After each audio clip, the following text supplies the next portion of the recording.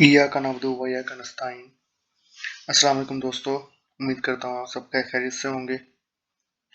तो गाइस, ये daily science MCQs हैं जो कि हम जानते हैं most important and most repeated MCQs हैं, और हर पेपर में ही एक पोर्शन इनका होता है, just like PPSC, FPSC, SPSC, FIA, banking papers, सब में इनका पोर्शन होता है।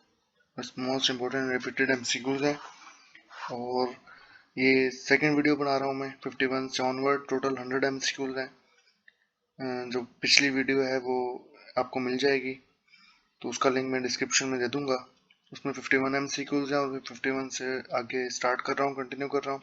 जो ऑडियंस नहीं आई है, तो पहले वो यही वीडियो कंटिन्यू करें 100 तक, एमसीक्यूज तक, और फिर वो मेरी जो प्रीवियस वीडियो है उसमें चले जाइएगा। जो रिमेनिंग 50 एमसीक्यूज हैं वहाँ से हो जाएंगे इंशाल्लाह cover. Let's start guys. What are the primary colors? Primary colors कौन से हैं? The correct option is D, red, green and blue. Next is digestion of food is completed in digestion of food, यानी कि हाजमा जो होता है food का, वो कंप्लीट कहाँ होता है? वो स्मॉल इंटेस्टाइन में कंप्लीट हो जाता है, क्योंकि लार्ज इंटेस्टाइन आती है पहले और फिर स्मॉल इंटेस्टाइन आती है। सबसे आखिरी जो है ना, जो डाइजेशन का अमल है वो स्मॉल इंटेस्टाइन तक चलता है। वहाँ पे जाके जो है फुल जो है डाइजेशन का जो प्रोसेस है वो कंप्लीट हो जाता है। Option A is correct. Next is carrot is a good source of vitamin. Vitamin पूछा गया है कि कैरेट से हमें कौन सा विटामिन मिलता है। Option A is correct, vitamin A मिलता है। Next is for proper formation of teeth, teeth की पूरी फॉर्मेशन के लिए डैश इज एसेंशियल, क्या जरूरी है इन दिए गए ऑप्शन में से? वो option C is correct, fluorine is essential. Next is deficiency of dash causes loss of appetite and poor growth, कि किस चीज की कमी से लॉस ऑफ एपेटाइट हो जाती है और पुअर ग्रोथ होती है। यानी कि एक तो भूख नहीं लगती बंदे को, ठीक है, और दूसरा ग्रोथ भी कम हो जाती है। जाहिर सी बात है, जब भूख नहीं लगेगी टाइम पर तो पुअर ग्रोथ ही होनी है ना उसकी। तो क्या ऐसी चीज है वो जिंक की कमी से होता है ऐसा? Option A is correct. Next is metrology is the study of. Metrology किसकी स्टडी को कहते हैं? वो option B is correct, atmosphere की स्टडी को हम मेट्रोलॉजी कहते हैं। Next is the carbon dioxide in the atmosphere by volume is, कि कार्बन डाइऑक्साइड जो एटमॉस्फेयर में है वो किस वॉल्यूम से है? Option A is correct, 0.03% volume से कार्बन डाइऑक्साइड एटमॉस्फेयर में एग्जिस्ट करती है। Next is diamond is an allotropic form of. Diamond जो है वो एलोट्रोपिक फॉर्म है, किसकी है वो allotropic form? Option A is correct, carbon की। Next is the SI unit of heat is, heat का एसआई यूनिट क्या है? Option C is correct, joule. Next is the good sources of vitamin A are green leafy vegetables. Option A is correct.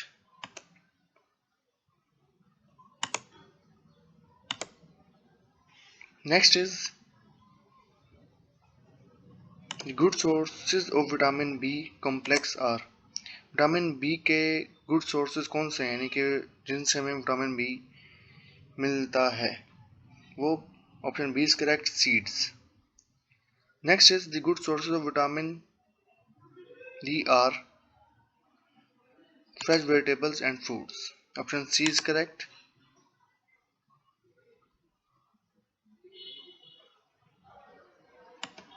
Next is the good sources of iodine.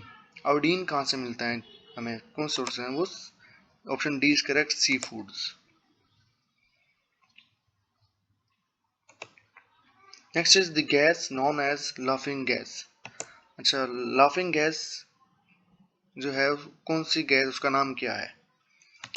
और option C is correct, nitrous oxide. इसे वाकई हंसने वाली gas कहा जाता है, यानी कि इससे बंदे को हंसी आती है, यानी कि हंसता ही रहता है धुआं से। Next is the source of oxygen in photosynthesis. Photosynthesis एक अमल है जिसे जो कि प्लांट्स परफॉर्म करते हैं। कार्बन डाइऑक्साइड, सनलाइट और वाटर की मौजूदगी में वो ऑक्सीजन बनाते हैं। इस प्रोसेस को हम फोटोसिंथेसिस कहते हैं।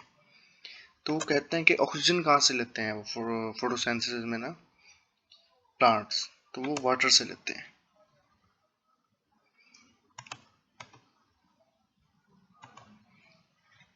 Next is the instrument used to measure wind speed is, कि कौन सा आला इस्तेमाल होता है जिससे हम हवा की रफ्तार को नाप सकते हैं? That is option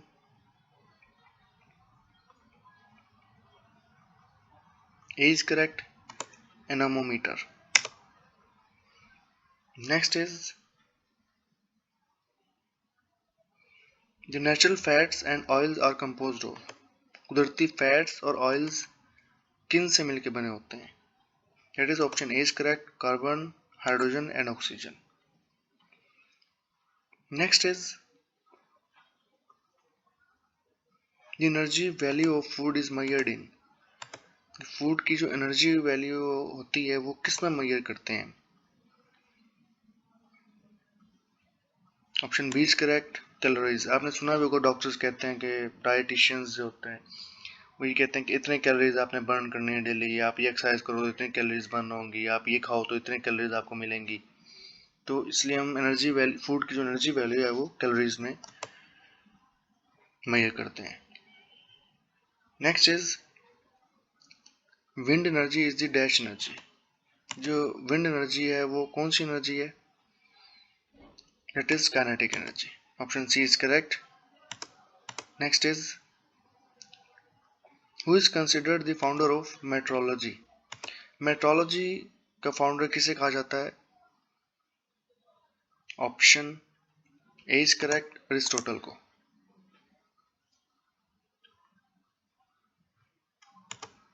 next is water covers dash of the earth surface. जमीनी सतह को कवर करता है वाटर, कितने परसेंटेज कवर करता है?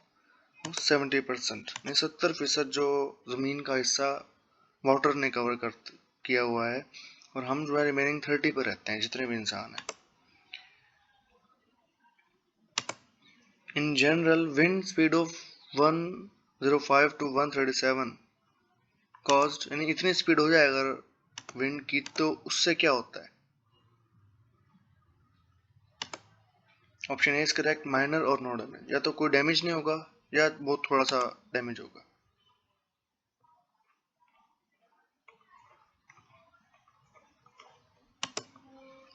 Next is acid rain is mainly caused by emissions of dash in the atmosphere. नहीं, एसिड रेन यानी कि तेजाबी बारिश जो होती है वो किस चीज़ के एमिशंस निकलने से होती है? एटमॉस्फेयर में क्या निकलता है जिसकी वजह से तेजाबी बारिश होती है? वो clay. Option D is correct. Next is the fourth state of matter is. चौथी हालत जो है मैटर की वो क्या है? मैटर की डेफिनेशन है the thing that occupies space, that is called matter. कोई भी चीज जो जगह घेरती हो उसे हम मैटर कहते हैं। तो मैटर की चौथी हालत क्या है? Option D is correct, plasma. Next is the device used to convert alternate current into direct current. तो कौन सी डिवाइस इस्तेमाल होती है जिससे हम अल्टरनेट करंट को डायरेक्ट करंट में कन्वर्ट कर सकते हैं? वो rectifier. Option D is correct. Next is in night when photosynthesis is stopped. Night में, जैसे कि अभी आपको मैंने प्रोसेस बताया था फोटोसिंथेसिस का, रात में तो क्या कहते हैं, सनलाइट नहीं होगी ना। सनलाइट, कार्बन डाइऑक्साइड और पानी की मौजूदगी में प्लांट जो हैं वो ऑक्सीजन बनाते हैं, उसे हम फोटोसिंथेसिस कहते हैं, इस अमल को। अब रात को सनलाइट तो होगी नहीं, तो फोटोसिंथेसिस तो ऑटोमेटिकली स्टॉप हो जाती है फिर। तो रात को वो पूछ रहा है व्हेन फोटोसिंथेसिस स्टॉप, जब फोटोसिंथेसिस रुक जाती है तो प्लांट्स क्या करते हैं, तो क्या इनटेक करते हैं। तो एक और रिलेटेड एमसीक्यूज भी था मेरे 50 प्रीवियस एमसीक्यूज में, इससे रिलेटेड ही एमसीक्यूज है। वो ये था कि रात को प्लांट जो हैं वो इनटेक क्या करते हैं और आउटटेक क्या करते हैं, मतलब इमिट क्या करते हैं। तो वो यही था कि कार्बन डाइऑक्साइड रात को होती है, ऑक्सीजन नहीं लेते, कार्बन डाइऑक्साइड अंदर लेके जाते हैं दिन में। रात में लेकिन वो जो है ऑक्सीजन अंदर ले जाते हैं और कार्बन डाइऑक्साइड इमिट करते हैं। फोटोसिंथेसिस के अमल में क्या जरूरी होती है, ऑक्सीजन जरूरी होती है और सनलाइट जरूरी होती है, वाटर जरूरी होता है। तो सनलाइट तो रात को हो नहीं सकती, तो वो फोटोसिंथेसिस भी नहीं कर सकते। जब फोटोसिंथेसिस नहीं कर सकते तो वो ऑक्सीजन भी अंदर नहीं लेके जाते, तो वो कार्बन डाइऑक्साइड अंदर लेके जाते हैं, ऑक्सीजन अंदर लेके जाते हैं रात को।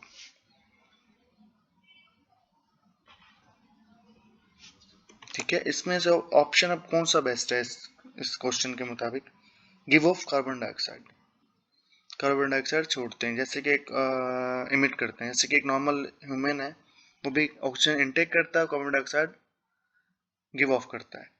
तो रात को दिन के टाइम तो फोटोसिंथेसिस करेंगे, ऑक्सीजन कार्बन डाइऑक्साइड अंदर लग जाता है, इनटेक करते हैं प्लांट्स और ऑक्सीजन गिव ऑफ करते हैं।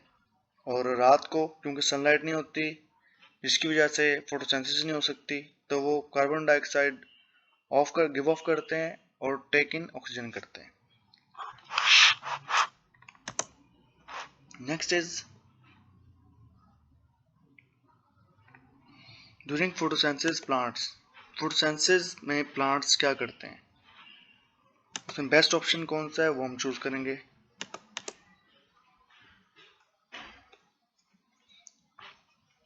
Give of oxygen, option D is correct, oxygen वो इमिट करते हैं। गिव ऑफ कार्बन डाइऑक्साइड को इमिट करते हैं, नहीं हो सकता क्योंकि दिन में वो कार्बन डाइऑक्साइड इनटेक करते हैं फोटोसिंथेसिस के अमल में और ऑक्सीजन गिव ऑफ करते हैं, और उस ऑक्सीजन को फिर हम इंसान इनटेक करते हैं। अच्छा, ड्यूरिंग फोटोसिंथेसिस प्लांट्स टेक इन ऑक्सीजन, नहीं, ऑक्सीजन नहीं लेते वो, दिन में कार्बन डाइऑक्साइड लेते हैं। ऑप्शन ए रह गया, टेक इन कार्बन डाइऑक्साइड, फोटोसिंथेसिस के दरमियान बाकी कार्बन डाइऑक्साइड वो की मौजूदगी में करते हैं, लेकिन इसमें बेस्ट ऑप्शन ए भी हो सकता है और डी भी हो सकता है, दोनों ठीक है इसमें।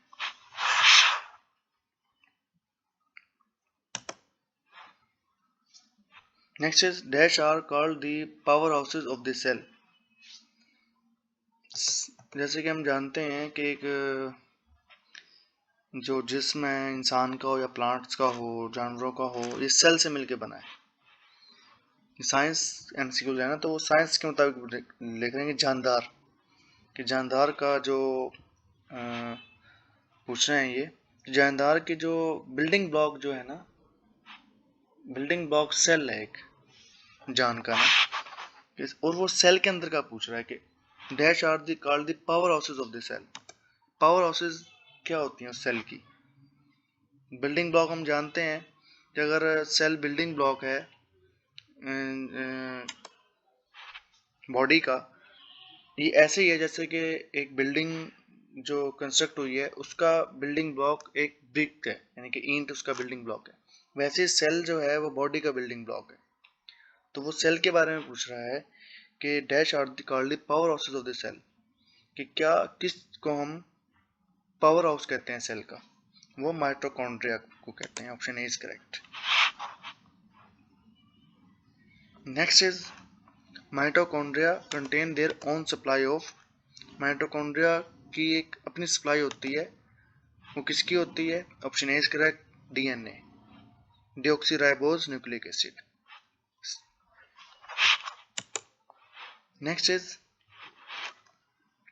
The first chemical explosive gunpowder is a mixture of first chemical जो बनाया गया था एक्सप्लोसिव, यानी एक्सप्लोसिव कहते हैं जो जैसे बम का मवाद हो, ऐसा कुछ एक्सप्लोसिव कहते हैं, जैसे गन्स हो गई, स्टैंड्स हो गए, इनको एक्सप्लोसिव कहते हैं। गन पाउडर से गन चलती थी, तो किस चीज़ का मिक्सचर था वो ये पूछ रहा है। I think option B is correct, sulphur, charcoal and potassium nitrate का मिक्सचर था वो। Next is the number of oscillations per second is called. एक सेकंड में ऑसिलेशंस कितनी होती हैं उसको क्या कहते हैं, फ्रीक्वेंसी कहा जाता है उसे, कि एक सेकंड के अंदर कितनी ऑसिलेशंस हुई हैं वो फ्रीक्वेंसी कहलाएगा। Option B is correct. Next is sound waves from a loud speaker are caused by. Sound waves जो आती हैं लाउड स्पीकर से वो किस की वजह से आती हैं। Option B is correct, vibrations.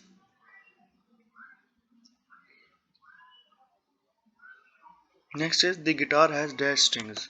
Guitar में कितने स्ट्रिंग्स होते हैं, गिटार जानते हो सारे हैं, एक्शन भी सारे देखते हैं जो गिटार उठाकर जब गाना गाया जा रहा होता है, लेकिन गिटार के अंदर स्ट्रिंग कितनी होती हैं वो शायद किसी किसी को पता होगा।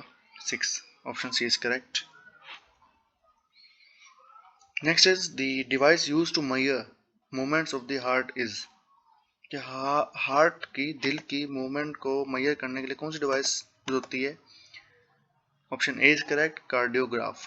कार्ड से रिलेटेड जो है ना चीजें वो दिल के होती हैं, जैसे कार्डियोलॉजी, कार्डियोलॉजी लाहौर है, कार्डियोलॉजी मुल्तान है, तो दिल के हॉस्पिटल हैं ये, तो नाम भी वैसे ही कार्ड से रिलेटेड रखा जाएगा। वैसे ही एक दिल को भी जो बायोलॉजी की जुबान में उसको कार्ड कहा जाता है, से cardiograph. Next is the unit used to measure pressure. Pressure को मेजर करने के लिए कौन सा यूनिट होता है, that is option A is correct, pascal.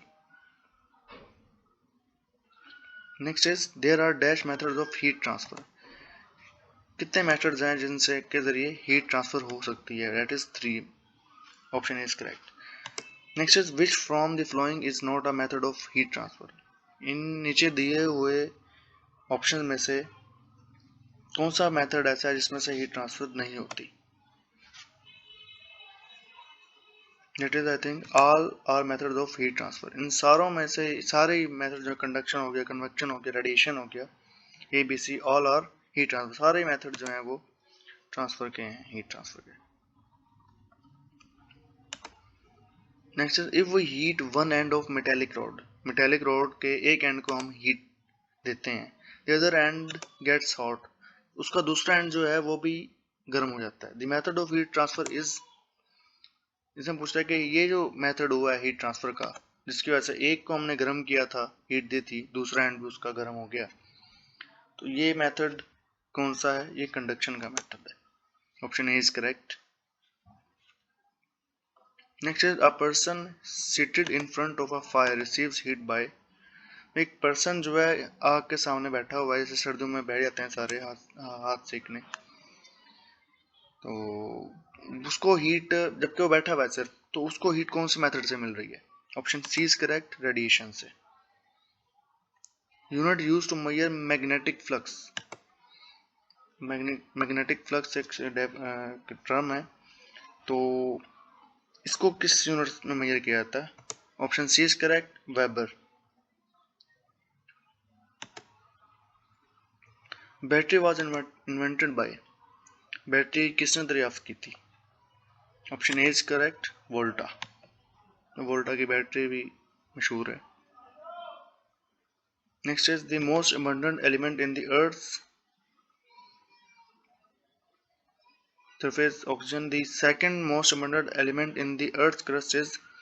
पहला जो एलिमेंट है ना, ये एमसीक्यू है पहले भी ना, तो पहला जो एलिमेंट है अर्थ क्रस्ट में अबंडेंट एलिमेंट वो ऑक्सीजन है, तो दूसरा एलिमेंट कौन सा है। अर्थ क्रस्ट एक लेयर है अर्थ की।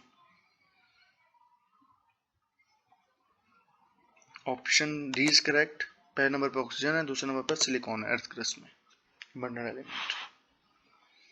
Next is the nearest planet to the sun. Sun से के करीब कौन सा प्लैनेट है। B is correct, Venus. सबसे गर्म भी है इसलिए ये। Bronze is an alloy of, bronze alloy किसका है? Copper, tin. Option B is correct. Next is molecules with identical molecular formula but with different structural formula are, का molecular formula तो identical है, सेम है, लेकिन स्ट्रक्चर फार्मूला डिफरेंट है। वो कौन से मॉलिक्यूल्स हैं? Option B is correct, isomers. One way of transfer of heat energy is convection which occurs in. अब कन्वेक्शन का पूछ रहा है कि इसमें हीट ट्रांसफर कैसे होती है और ये किन के जरिए हो सकती है? वो option C is correct, liquids and gases के जरिए। Next is which form the flowing is incompressible, के नीचे दिए गए ऑप्शन में से इनकम्प्रेसिबल कौन सा है? लिक्विड्स। कंप्रेसिबल कहते हैं कंप्रेस करने को, जो चीज़ें कंप्रेस हो सकती हैं, मतलब दब सकती हैं, जिनको दबाया जा सकता हो। अब सॉलिड्स को अगर हम दोनों हाथों से या दो इस मशीन में डालें जो दोनों तरफ से बंद हो रही हो और सॉलिड्स बीच में हो और वो प्रेस कर रही हैं, उसको प्रेस हो जाएगा लिक्विड्स, सॉलिड्स। लेकिन लिक्विड कैसे प्रेस होगा? मतलब पानी को हम प्रेस कर सकते हैं क्या? नहीं।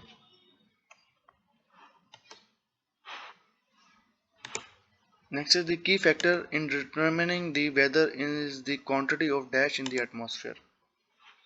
की फैक्टर कौन सा है जिसमें हम वेदर की क्वांटिटी को मेजर करते हैं एटमॉस्फेयर में?